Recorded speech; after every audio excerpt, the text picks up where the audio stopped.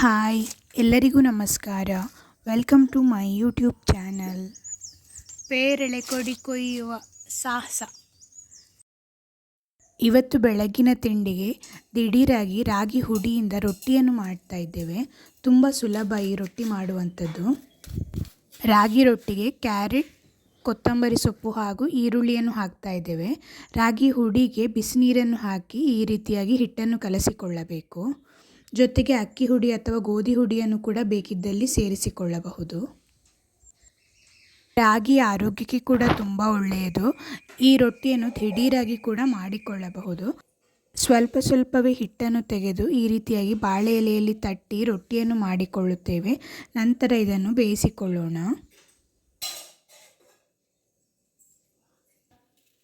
ಬಾಳೆ ಎಲೆಯಲ್ಲಿ ಮಾಡುವ ರೊಟ್ಟಿಯ ಪರಿಮಳವೇ ಒಂಥರ ಬೇರೆ, ತುಂಬಾ ರುಚಿಯಾಗಿರುತ್ತದೆ.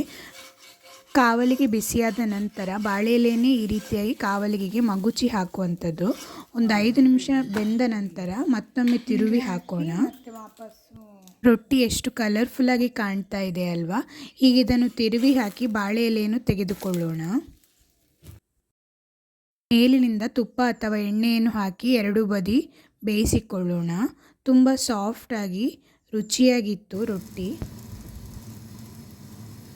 ಬಿಸಿ ಬಿಸಿ ರಾಗಿ ರೊಟ್ಟಿ ಸವಿಯಲು ಸಿದ್ಧವಾಗಿದೆ. ಚಟ್ನಿ ಮತ್ತು ಬೆಲ್ಲದ ರವೆಯೊಂದಿಗೆ ಸವಿಯುತ್ತೇವೆ.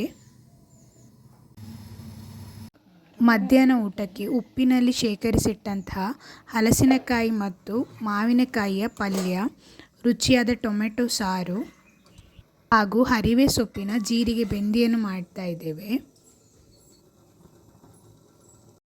ಜೀರಿಗೆ, ಹಸಿಮೆಣಸು ಹಾಗೂ ತೆಂಗಿನ ತುರಿಯನ್ನು ಹಾಕಿ ರುಬ್ಬಿದ ಮಿಶ್ರಣವನ್ನು ಇದಕ್ಕೆ ಸೇರಿಸಿದರೆ ಜೀರಿಗೆ ಬೆಂದಿ ರೆಡಿ ಆಗ್ತದೆ. ಮೇಲಿಂದ ಒಂದು ಒಗ್ಗರಣೆಯನ್ನು ಕೊಟ್ಟರೆ ಆಯಿತು.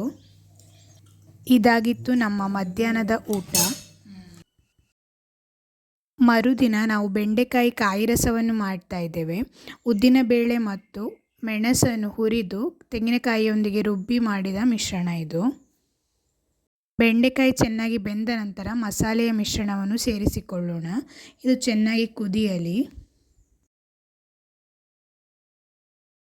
ದಿನಾಲೂ ಸಾಂಬಾರು ತಿಂದು ಬೋರಾಗಿದ್ದರೆ ಈ ರೀತಿಯಾಗಿ ಕಾಯಿ ರಸವನ್ನು ಮಾಡಿಕೊಳ್ಳಬಹುದು. ತುಂಬಾ ರುಚಿಯಾಗಿರ್ತದೆ. ಪೇರಳೆಯ ಚಿಗುರೆಲೆ ಹಾಗೂ ಕಾಡು ಕಿಸ್ಕಾರದ ಚಿಗುರೆಲೆಯನ್ನು ಸೇರಿಸಿಕೊಂಡು ಒಂದು ರುಚಿಯಾದಂತಹ ತಂಬುಳಿಯನ್ನು ಕೂಡ ಮಾಡ್ತಾ ಇದ್ದೇವೆ. ಪೇರಳೆ ಕೊಡಿ ಕೊಯ್ಯುವ ಸಾಹಸ.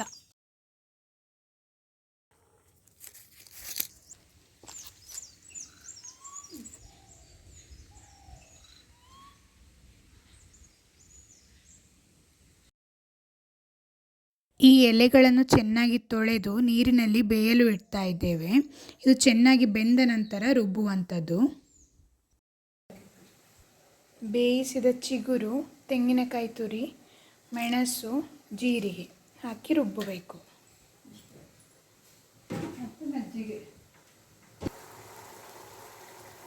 ಕ್ಯಾಪ್ಸಿಕಮ್, ತೊಂಡೆಕಾಯಿ ಮೇಲಾರು.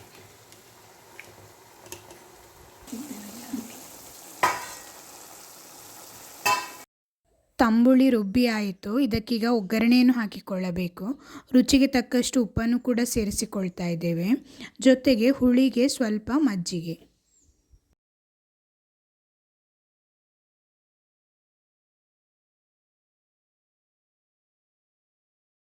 ಹಿಂದಿನ ಕಾಲದಲ್ಲೆಲ್ಲ ಈ ರೀತಿಯಾಗಿ ತಂಬುಳಿಗಳನ್ನೆಲ್ಲ ಮಾಡ್ತಾ ಇದ್ರು. ಈಗೀಗ ಅದೆಲ್ಲ ಕಡಿಮೆ ಆಗಿದೆ.